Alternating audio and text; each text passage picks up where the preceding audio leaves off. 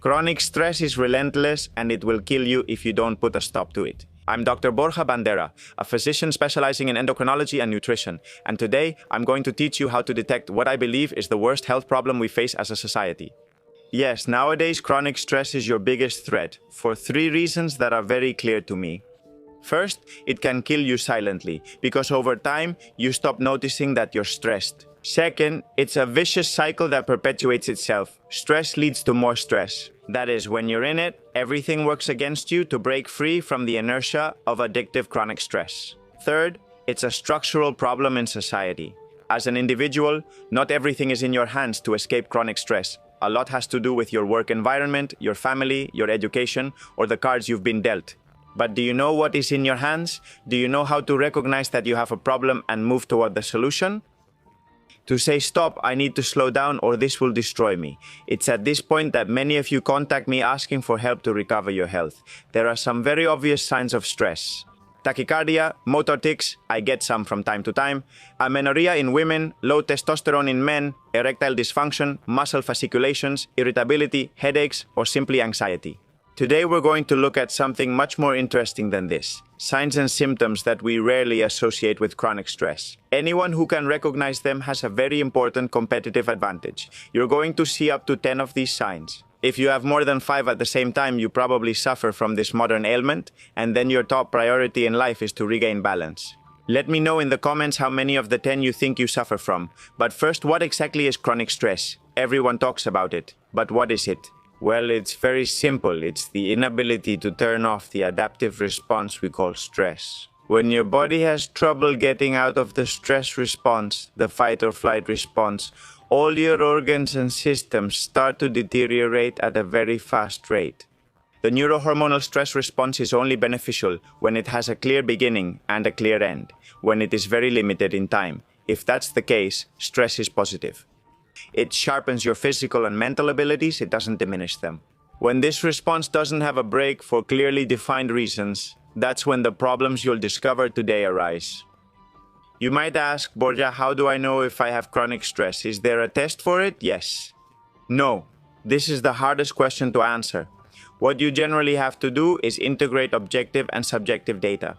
Questionnaire data, there are questionnaires like the perceived stress scale, biomarkers like hair cortisol or urinary homovanillic acid and dopamine or catecholamines, or physiological parameters like baseline heart rate or heart rate variability. But above all, what you have to do, if you are a healthcare professional, is listen to the patients, analyze their daily lives with a clinical eye, and observe the problems they have. And if you are a non-healthcare person who suffers from chronic stress, what you have to do is listen to yourself and pay attention to the following problems. Frequent forgetfulness, you forget names, you lose track of conversations, and you can't retain what you read before. One of the systems that is most quickly affected by chronic stress is the cognitive system. The stressed brain, over time, literally atrophies. In fact, the phenomenon is called dendritic atrophy. Specifically, the area that suffers the most is the so-called hippocampus, which handles memory and learning. Paradoxically, it's an area with a very high density of glucocorticoid receptors, that is, cortisol receptors. And at the same time that memory regions suffer, a small region located in front of the hippocampus becomes hyperactive. It's called the amygdala, the fear center in your brain. This is called amygdala hijack. Your brain considers that the only important thing at that moment is to keep you hypervigilant against any threat.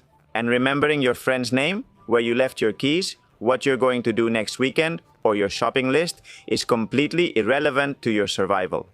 The problem with that hypervigilance is that it doesn't focus on a present event. For example, someone about to rob you on the street. In our society, that hypervigilance is focused on hypothetical mental scenarios that haven't happened yet. I'm not going to make it to the end of the month, I'm going to miss my flight, they won't like my presentation, the investors are going to be unhappy, etc., etc., etc., and this is the recipe for madness. Second sign, sudden changes in appetite. Cortisol's job is to provide energy for the muscles and brain in order to deal with an emergency, but also to replenish it when the threat has passed. It's an orexigenic hormone, it stimulates appetite. That's why you eat more when you're stressed. But have you ever wondered why you don't just eat more broccoli, you eat more junk food? Chronic excess of cortisol hijacks the dopaminergic reward system and creates specific cravings for foods that usually have a combination of fats and refined sugars. And it makes sense. These are the products that, in the smallest unit of volume, will give you the most calories to face that threat. Companies that make ultra-processed foods know that stressed individuals are reliable customers. In addition, these foods act as a balm that temporarily reduces the reactivity of the stress axis, creating a loop of emotional hunger and trapping you in them. Finally, sustained stress generates resistance to leptin, the satiety signal. This causes many people to tend to increase their body fat percentage when they are stressed, which in turn is a source of psychological and physical stress. That's why I mentioned at the start of the video that chronic stress is a tough cycle to break. And you might ask, why do many people lose their appetite, Borja, when they get stressed, lose weight, and become skinny? Well, that's because corticotropin-releasing hormone, the hypothalamic hormone that stimulates adrenocorticotropic hormone and ultimately leads to cortisol production, has the opposite effect. It's anorexigenic. In some people, for reasons we don't fully understand, the effect of corticotropin-releasing hormone dominates over the effect of cortisol, especially at the beginning of stress. And in most people, what happens is the opposite. The metabolic effect of cortisol dominates. It's more common to gain weight than to lose it when we have sustained chronic stress. When we experience very severe acute stress that leaves you in shock for several days, that usually causes an anorexigenic effect.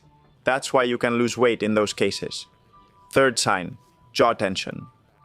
Clenching your jaw is like activating an ancestral defense program. It's common to associate bruxism, grinding your teeth, I did it for a long time, with stress, but not so much jaw tension. A stressed person has a masseter muscle, this one here, that's overdeveloped and overactive. This underrated muscle is the most powerful one in chewing. What happens is that stress activates the trigeminal nucleus in the midbrain. The trigeminal is the fifth cranial nerve, whose third branch is responsible for the motor innervation of the masticatory muscles, including the masseter. What sense does that make? Well, look, it makes sense if you think about it. It's an evolutionary adaptation that stiffens the craniocervical axis in the face of a threat. The masseter doesn't just chew, it stabilizes the biomechanics of the skull and protects vulnerable structures from possible blows. For similar reasons, we tense our neck or frown when we're stressed. The latter shows a threatening expression, and tensing the cervical muscles also stiffens the craniocervical axis. Let's continue. Sudden worsening of the lipid and glucose profile. When some of my patients experience a significant family loss, or the loss of a pet, or go through a separation or move to a new home, I know that their next lab results will be much worse. This happens almost invariably, and it occurs because chronic stress actually causes insulin resistance in the liver and in peripheral tissues. And this is pure biology, pure metabolism. The liver no longer stores glucose, but instead sends it into the blood along with fatty acids. In a context of a sedentary lifestyle, this glucose has nowhere to go and leads to higher blood sugar levels, forcing the pancreas to produce more insulin. And if the situation continues for long enough, then the dreaded insulin resistance develops, which always comes along with a worsening lipid profile, lower high-density lipoprotein, higher low-density lipoprotein, higher triglycerides, and accumulation of visceral fat. Fortunately, it's a completely reversible situation. I strongly urge my patients, when they are going through a very stressful time in their lives, to keep doing strength training and maintain at least a minimum amount of cardio. This partially cancels out the negative changes we just mentioned. Let's continue. Increase in resting heart rate and blood pressure. Your arteries feel stressed directly. When the sympathetic system releases noradrenaline and adrenaline, beta-1 adrenergic receptors in the heart and alpha-1 receptors in the blood vessels are activated. This has two effects. It raises your resting heart rate and increases your blood pressure. To know if your resting heart rate has increased, you need to know what your normal resting heart rate is in a relaxed parasympathetic dominant state. A good opportunity to measure it is when you go on vacation. Measure it as soon as you wake up while sitting and use that as a reference. An elevated resting heart rate is associated with a higher risk of all-cause and cardiovascular mortality, even after adjusting for risk factors like hypertension, diabetes, or dyslipidemia. Let's continue. Fatigue or chronic asthenia. Acute stress gives you energy, but chronic stress takes it away. When there's a lot of insulin circulating in your blood, what do your cells do? Little by little, they become resistant to it, deaf to insulin. When there are a lot of stress hormones circulating in your blood for a long time, your cells do exactly the same thing. And don't forget, Being sensitive to stress hormones is what keeps you going, not feeling fatigued. So yes, you can develop a temporary resistance to glucocorticoids. This paradoxically means that the levels of stress needed to get you out of inactivity and apathy are very, very high. It's as if your body complains and says, come on, you keep sending stress hormones and you don't stop, you don't stop, you don't stop. I'm not going to respond to stress hormones anymore. I've had enough of you. I'm not responding to you anymore. At the same time, the cortisol curve, which follows a clear circadian rhythm, rising in the morning and decreasing after 4 or 5 in the afternoon, flattens out. We no longer have high morning cortisol and low evening and night cortisol. Now we have cortisol at an intermediate level maintained almost 24 hours a day, which is terrible. There's also a reduction in heart rate variability. Excess sympathetic activity causes what's called vagal withdrawal. I'm sure you haven't heard this term before. The brake on stress is the parasympathetic nervous system, which is governed by the vagus nerve. This can be measured objectively with a very easy metric called heart rate variability. This measures the ability of the autonomic nervous system to dynamically modulate the interval between two heartbeats. It tells you how flexible and adaptable your cardiovascular system is. A high heart rate variability means a flexible and adaptable system. A low heart rate variability is a rigid, blocked system, which is exactly what happens in chronic stress. Chronic stress rules you. It decreases your ability to adapt. What we want to achieve is a greater ability to adapt to stress, and for that you need to strengthen your parasympathetic system and increase your heart rate variability. How? There are dozens of ways you can see in this video, but one of the simplest, one of those that requires the least effort, is to use this medical device I have here. NEUROSIM. NEUROSIM is a non-invasive medical device that stimulates the auricular branch to function. It's used very simply by applying this clip that you see on the tragus of the ear, which is this part right here. When you turn it on, a slight electric current will stimulate the vagus nerve and increase its activation. The good thing about NEUROSIM is that you can use it, like I'm doing now, while reading, watching a show, or finishing whatever you have to do at home. In other words, it's something completely passive. All the other activities that stimulate your vagus nerve are active. They require cognitive effort and really involve a learning curve. The evidence tells us that transcutaneous auricular stimulation of the vagus nerve is safe, well tolerated, and can reduce symptoms of chronic stress, improve sleep quality, and modulate autonomic function in adults with chronic stress and disorders related to chronic stress, such as fibromyalgia. Take a look at this study. In my case, chronic stress doesn't stand a chance against the little routine I've set up for myself at the end of the day. 25 minutes of sauna, we can talk about this in another video if you want. A light dinner, and 30 minutes of neurosim while I read my favorite novel, which I've decided is not going to have anything to do with science. If you need more information, I'll leave it for you in the pinned comment and in the description. Let's continue with anhedonia, decreased motivation. Chronic stress, burnout, or depression don't always look like hyperactivity from the outside. Sometimes it's just the opposite. You lose the desire to go to work, you lose the desire to socialize, your social battery runs out. You don't want to work out, you don't want to go out, you just want to curl up and watch television. The brain in survival mode decides not to spend dopamine on pleasurable but non-essential things, like a hobby, going out with friends, or taking a walk by the sea. It's a luxury you can't afford while there's an active threat. And that's because persistently high cortisol levels interfere with the synthesis and release of dopamine in the nucleus accumbens of the reward center. At the same time, cortisol reduces the sensitivity of dopamine receptors. If your ability to feel pleasure is defined on a dial from 1 to 10, chronic stress raises the threshold. Now you need an 8 to feel what you used to feel with a 3. This is what happens in burnout, which is precisely chronic stress.